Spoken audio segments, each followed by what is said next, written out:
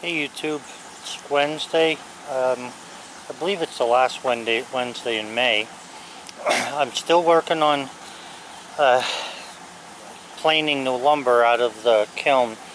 Now this time I have to plane, what I'm planing, the red oak I plane gets cut into 4-inch wide boards for the base molding. So that's what I'll be working on. Pretty repetitious, but hey, that's what a lot of life is. I put a new set of blades on the Porter cable this morning, so it should give me no grief at all cutting. It does even when they're slightly dull. But this is another set that I sharpened. I had gotten one set with it, and then I bought a second set, and then I have a set I never opened, and then I got 3 more. So I was going down the pile here, and I noticed that there was a wave in these boards. I don't know if you can see it there. I don't know if you can see the wave that's in those boards, the bend, but I'll show you over here. You can certainly see it here. You see that? And here's the culprit. For some reason, and I don't know why, all of the stickers were laying flat except this one. For some reason this was standing up. Now, the only reason I can think that it would be standing up is, you know, sometimes you'll turn a sticker on edge like this, the high side, so that you can get the other stickers under it. So I may have done that. It may have been raining and distracted me, and I was trying to hurry to cover it or something, but this set of boards right above that was as crooked as all get out. Now, luckily, even though I didn't notice that, I did notice that one was higher than the other, so the boards previous to this are all straight. It's just that that one set of 1x6 on there has a little wave to it. But like I said before, you know, you usually cut this stuff, so it's not usually used in 8-foot lengths. So luckily for that, I'm still planing it, and I'm still going to use it. But just to give you, you know, this is one of my mistakes. It's a mistake. It's something that was done wrong. All of the stickers are laying flat except for this middle one here. And that's certainly no good. It screwed up a lot of pieces of wood. Now, if that was framing lumber, I wouldn't be happy with that, or if I was needing 8-foot lengths. But with molding and stuff, you know, you can move molding around a lot. So molding is forgiving. Just thought you'd like to see that. I know a lot of guys don't videotape their mistakes, but I'm trying to show people what really happens. Well, I finally got to the bottom of that pile. So, one more. And then I can start to load this with other stuff. Boy, it's been a while since I saw that. 104 in there. So this is what I planed today to finish that up. This is mainly red oak. There's a little bit of white oak in there as well. I got to make sure I separate that before I go making molding out of it. Phew.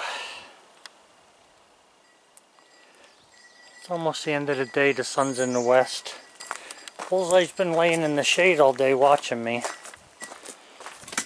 I bought my moisture meter with me here.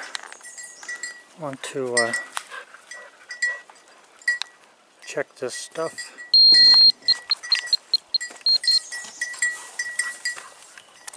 This is what was at the bottom of the very bottom. 10%.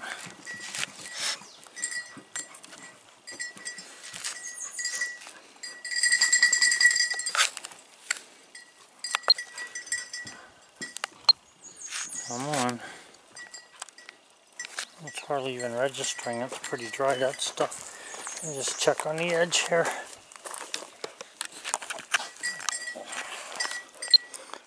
7. 9%.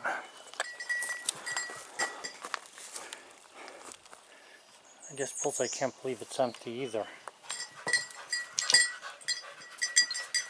How many boards were in there? Huh? I think he wants to go in for some reason.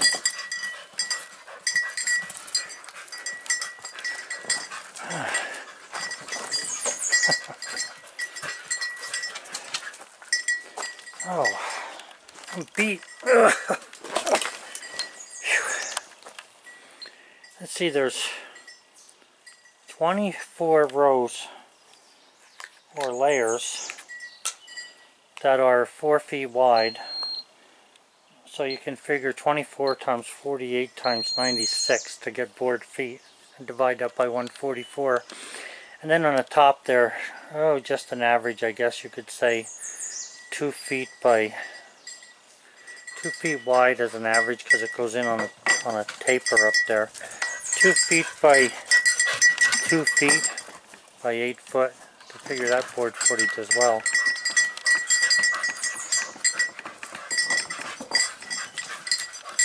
He really wants to get in there, don't he? What's going on with you? Huh? So the temperature out here is 82. And in the kiln, like I was saying, it's 104. Relative humidity is really low, less than 15%. This stuff dried nicely this past year, and it didn't take a year to do it either. We've had nothing but rain every other day for about a month and a half or so, maybe even 2 months. So a lot of humidity comes back into the wood, you know, even though you're in the kiln every day, especially when you're not getting any sunlight because of the rain. So I believe that it was probably all around 7, and this might have went up 2 percentage points in the past 2 months. But that's still good. That's what you want. 9%. Perfect. Driving me nuts. I haven't added up how much base molding I need yet, but the 1x8 there's 24 pieces of 1x8, I believe, and they'll each be cut in half. Might be 5% waste or so. So basically you're looking at almost 50 boards. Now that 1x6, some of that 1x6 is so nice that I think I just might set that off to the side and not use it for any of the base molding, because when I ripped 4 inches off of that, I have a 2-inch piece left. Now you can use 2-inch red oak in making furniture for different bracing and things, but I don't really like having just 2 inches left, although like I say, you can use them. So this stuff on the end here, this heavier stuff, it's got some pretty wavy cuts to it. If I let it get wet, it'll be a little bit easier to cut. If I leave it sit out, it'll get easier to cut on the wood miser, and then I might be able to plane it off with that. Well, not plane it, but saw it with the wood miser into some nicer boards. Because those boards there were cut when I had the trouble with the blade that I didn't know I hit nails. Well, this is another day. Got a lot of wood so far from this whole operation. I'm very happy with what I got here. Have a good one, guys. I want to move that pile over to the garage by the table saw so I can cut it.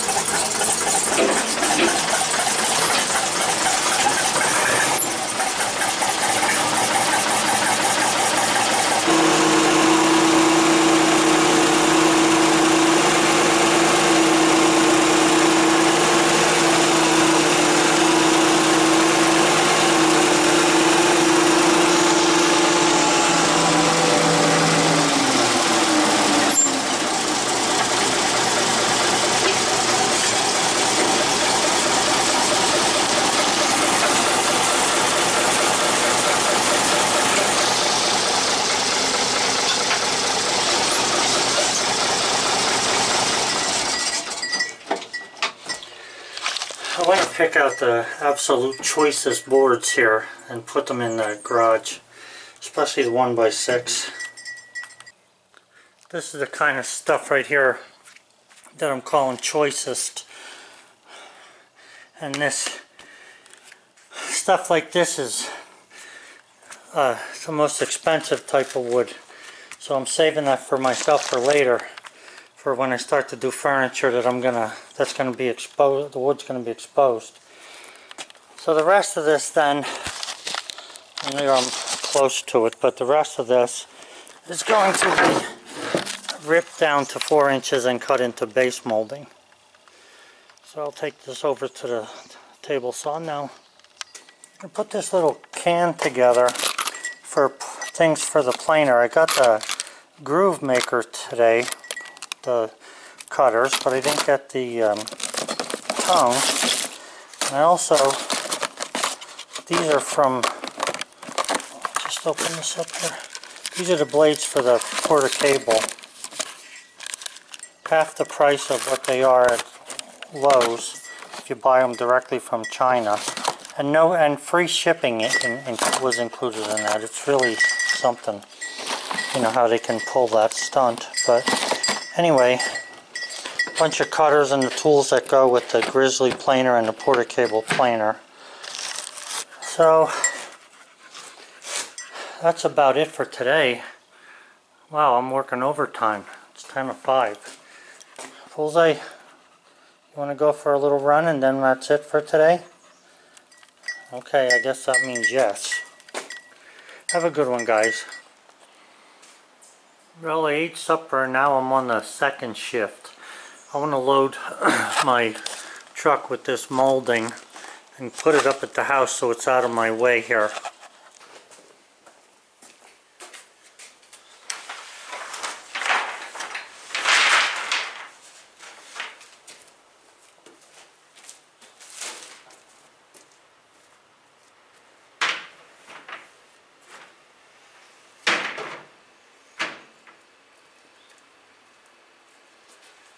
What's the matter?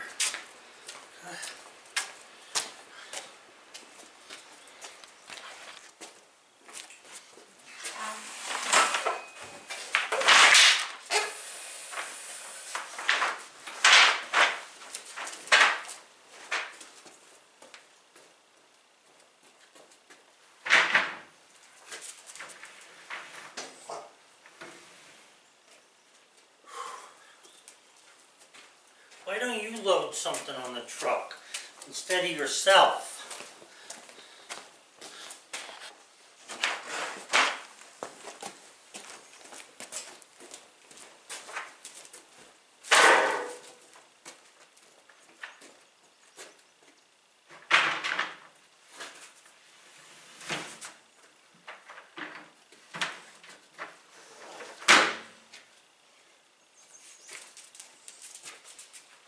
What a good boy.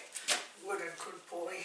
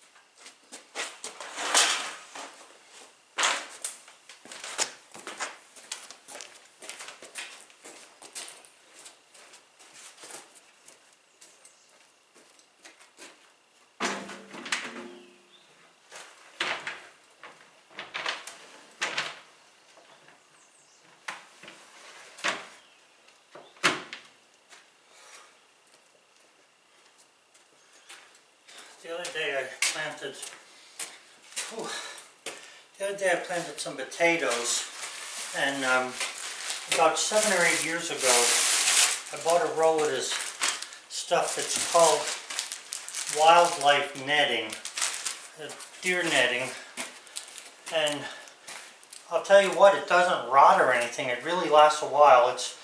It's not like real strong stuff, but it's strong enough to deter a deer from eating your stuff or a rabbit. It's a half-inch squares. It opens up to 7 feet wide, and this roll's 100 feet long, 19 bucks. You can't beat it. I got a couple rolls the other day, or today, came in the UPS. So I want to put a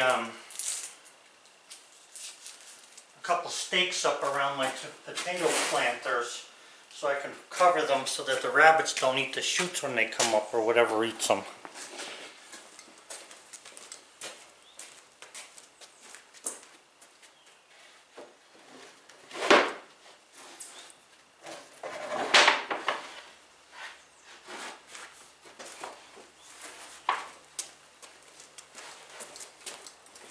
I'm not sure if it's going to rain or not. They say not, but I don't trust it. And I don't want this wood to get wet, because being rough cut like it is, it doesn't take much for it to absorb water. And if it rains on it, the clod will swell up. And I don't want that.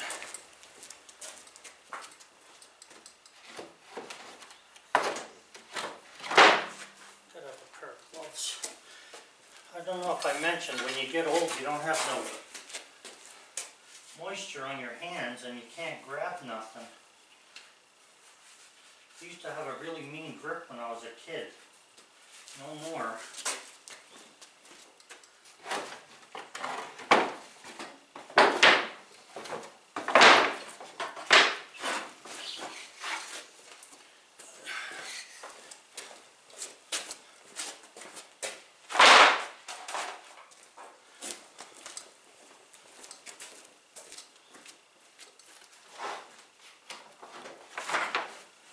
Kind of stuff I do when I don't have nothing to do at night, or I'll work on the car, change oil or something.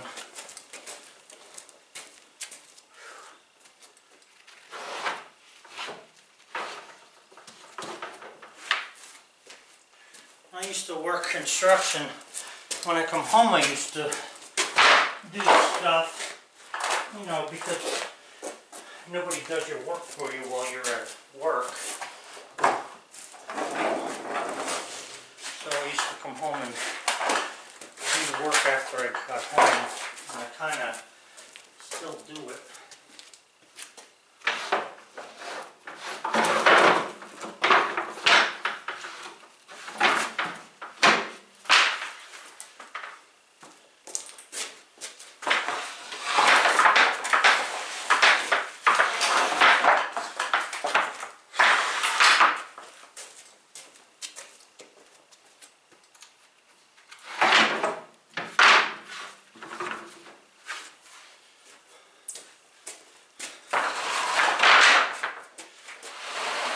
In case I didn't say it, this stuff is all going to be base molding. It may look a little rough here and there, but you'd be surprised. Every step that you take, you pick the best of whatever you have, and by the time you get to making molding, you're down to pretty good stuff.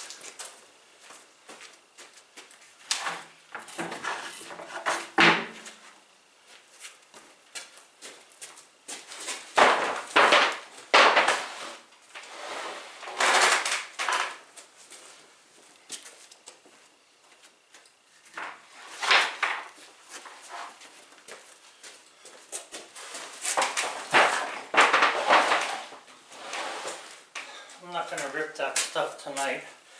I'll rip it tomorrow. I've got to make some 2x2s to go around my potato bin, or my potato patch. I was going to use some 2x2s for the potatoes, but I think I'll just use some of these red oak stickers. They're handy, they're already cut. I just want to take and countersink a couple holes at the bottom of them so when I put screws in them that they don't split on me.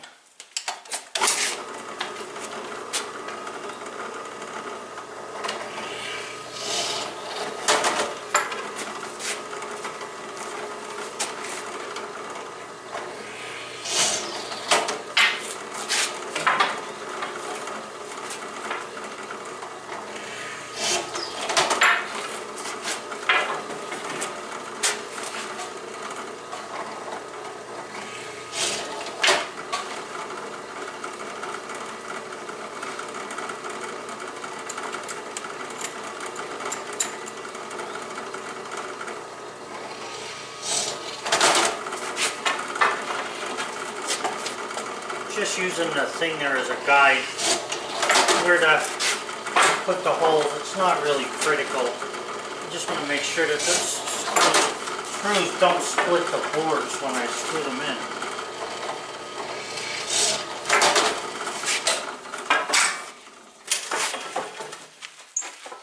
I'll put these on the truck and get some drywall screws. So this is a little box I made for potatoes. I have 2 more down there, but those are going to be strawberries this year. I read an article that said you shouldn't plant potatoes in the same place 2 times in a row. So I have potatoes planted in here, and I'm going to put 4 corners on this just so that I can put some mesh around it, like I have around the blueberries there. And like I was saying, that mesh lasts a really long time. It's been up for years, maybe 5 years, and none of it's torn or anything. I mean, sometimes from the wind, you know, in the heavy frost or ice, it might get weird, but other than that, it stays pretty nice. I don't know if you can see it, but all the little bumps and bruises in there are deer tracks. So it's good that I'm putting this fence up. So you just put 2 screws in the bottom of that and screw them right to the side of the thing on the 4 corners. And you just put the net over it.